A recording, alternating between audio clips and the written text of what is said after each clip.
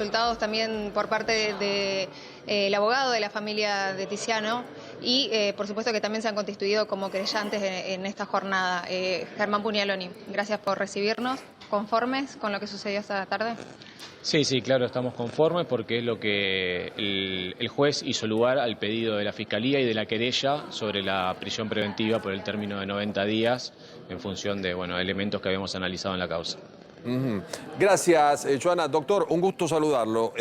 Hablábamos con el fiscal hace un ratito, nos contaba lo de la prisión preventiva, que son 90 días, nos dijo que no hubo ninguna manopla, que acá no hay coautoría, porque los dos actúan frente a Tiziano, y yo creo que por lo menos la semana con Tiziano ya externado, en plena recuperación, con sus padres, con un tono realmente muy amigable, de firmeza, pero amigable, sin venganza y sin cosas raras, y con esta preventiva cerramos una semana un poco más adecuada después de todo este delirio que pasó esta familia, ¿no?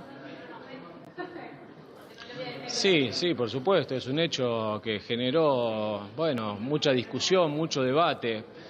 Para mí no debería generar tanto discusión y debate, está todo dado vuelta, ¿no es cierto? O sea, hoy estábamos discutiendo si este era un hecho que iba a quedar impune, estuvieron 4 días buscando a los responsables. Acá se discutió en esta audiencia si había sido una entrega espontánea. Digo, espontáneo es cuando uno va y se entrega inmediatamente de darse cuenta que cometió un error en la comisaría más cercana. Acá se lo estuvo buscando durante 4 días. Entonces me parece, hay un hecho que se discutió también en la audiencia, tiene que ver con esta vista que hemos pedido al INADI para que el INADI intervenga y analice las cuestiones de discriminación. Digo, por supuesto la cuestión social no está al margen, pero como bien lo calificó el juez recién en su resolución, dijo este es un hecho gravísimo. Acá no se puede minimizar, no se puede hablar de pelea, esto fue un ataque y este es un caso grave, gravísimo. Qué bueno que el juez esté a la altura, que marquemos un precedente, porque yo escuchaba al abogado de estas personas que casi nos hace creer que son chicos de paz, gente que está circunstancialmente y que da una piña y que no pasa nada. Me parece correcto lo del juez. ¿Y no tuvieron contacto las autoridades del INADI con ustedes? Porque yo veo un INADI tan desdibujado en la Argentina que más allá de que no hay un componente racial, como nos decía el fiscal, hay un componente donde se ataca a una persona por pertenecer a una clase social. No importa si sea alta o baja, hay un hecho de discriminación. ¿El INADI no tuvo contacto con usted o con la familia, doctor? No, Paulo, no. De hecho, o sea, esta intervención del INADI se da a partir del pedido de la querella de correr vista con todas las actuaciones al INADI. No se recibió en ese sentido ningún contacto, porque hay una ley antidiscriminación que prevé justamente esto, una circunstancia que ocurra por odio racial, pero también por circunstancias de diferencia de tipo socioeconómicas o económicas que generen discriminación y agrava las penas en caso de la comisión de delitos y da intervención a este organismo que, insisto, ojalá que dé un mensaje a la sociedad como se está esperando, ¿no? Ahí tenés la visión, perdón, Pugnaloni, claro. Pablo, la visión sesgada de los organismos de derechos humanos, organismos para proteger... y del INADI, que está muy parcializado, siempre, y con una gestión de la señora Donda, para mi gusto, flojísima, ¿no? Sí. Porque acá automáticamente, mínimamente, llamás a la familia, te pones a disposición. Totalmente. Hay un componente racial, pero en este caso no, pero hay un componente de discriminación. Te guste o no te guste la familia, pertenezca o no a tu espacio político. El INADI cumple otro rol y tiene que ser absolutamente autónomo, ¿no? Creo, por lo menos es lo que pensamos hasta ahora, y no hubo ningún tipo de comunicación. ¿Van a ir por eso, doctor, también? Porque esto agrava la pena, como usted dice. Sí, es una circunstancia que puede generar ya sea un cambio de calificación, porque hay uno de los artículos de esta ley antidiscriminación que agrava la pena en 1/3 del mínimo a la mitad del máximo en caso que el móvil del hecho o del delito cometido, en este caso la lesión grave, se haya llevado con un móvil discriminatorio, pero también en caso que no aplique esa figura por cuestiones de derecho, por cuestiones que a veces discutimos los abogados, o que por un encuadre de la tipología del hecho, sin lugar a duda para nosotros debe ser tenido en cuenta a la hora de la graduación de la pena. El Código Penal argentino tiene penas que van de mínimos a máximos. Este delito de la lesión grave tiene de 1 a 6 años en este caso, con lo cual nosotros entendemos que así fuere que no se toma en cuenta para calificar el hecho dentro de ese artículo, sí debe ser tenido en cuenta a la hora de fijar la pena en la escala penal hacia el máximo, lejos del mínimo. Le hacemos otra más, Germán. ¿Cómo es el sistema porque acá Mariano, yo sé que es abogado y estamos con el doctor Falco, nos daban una impresión sobre el tema de la prisión preventiva que puede ser renovable a los 90 días. Ahora le dictan 90 y después se determina si esto prosigue o no prosigue.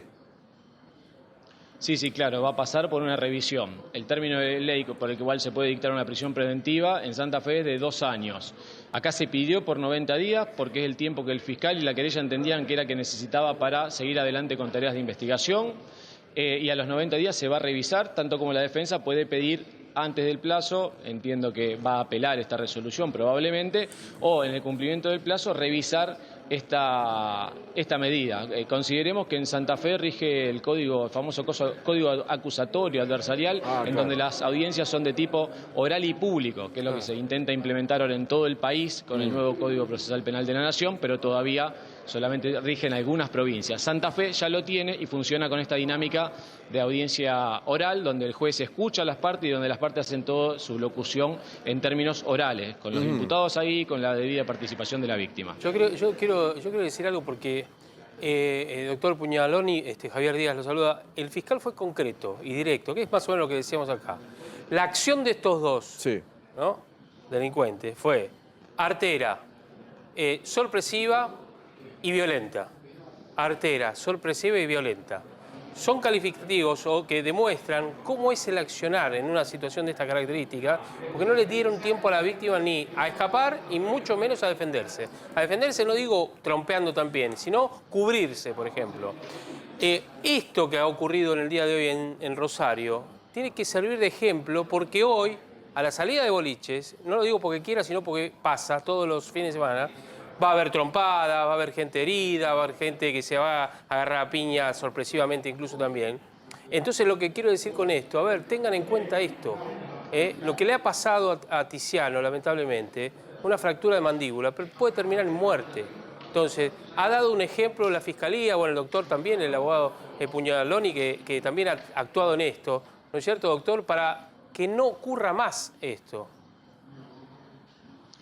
Sí, por eso, déjeme destacar en este sentido la labor del juez porque hizo mucho hincapié en esta situación. El juez se refirió a que este es un hecho gravísimo para la sociedad, que esto no es una cuestión menor, y se refirió a ciertos planteos que hizo la defensa diciendo que estos hechos son muy frecuentes, que pasan a menudo, que lo estamos evaluando en el marco de una ciudad donde matan 1,5 personas, 2 personas por día, con lo cual el juez echó de plano esos planteos y esos argumentos y dijo que este es un hecho muy grave, que no se puede justificar, que no se puede minimizar, en donde la justicia debe actuar. Y hizo también mucha referencia al daño físico, pero también al daño moral, psicológico, que se provocó una persona inocente que vino solamente de paseo a una ciudad y que en este momento, a 5 días de sucedido el hecho, todavía se encontraba, bueno, a horas de haber salido de una internación, con una recuperación que va a llevar entre 90 y 120 días y con una carrera deportiva truncada, ¿no? Pensemos que Tiziano en este momento tendría que estar en Francia porque tendría que haber tomado en el día de ayer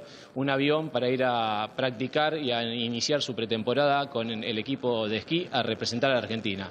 Un deportista de élite que lo único que hace es prepararse, estudiar y hacer su deporte como una persona de bien. Que no provocó a nadie y que le pasa esta injusticia, ¿no? Obvio. Germán, le ha manifestado tanto la señora Valeria Massa como Alejandro Gavier, que son dos personas muy generosas, ¿no? Y que siempre han transitado esta vida de éxito con muchísima responsabilidad social, si van a establecer algún tipo de donación después de que obtengan el resarcimiento, porque todo esto implica una cuestión civil, ¿no? Siempre cuando hay este tipo de delitos, siempre hay una consecuencia de resarcimiento en dinero. Digo, ¿le han manifestado esto? Bueno, me reservo esa situación y creo que son ellos los que tienen que, en tal caso, comunicar esa decisión. Muy bien. Gracias, Doc. Un abrazo, Germán. Hasta pronto. No, por favor, un gusto. Hasta luego. Muchísimas gracias. Gracias a Joan Adón, trabajando en Rosario con el fiscal de la causa y con el abogado de la familia Massa Gravier. 90 días de preventiva para los animales que terminaron fracturando a Tiziano Gravier el último fin de semana.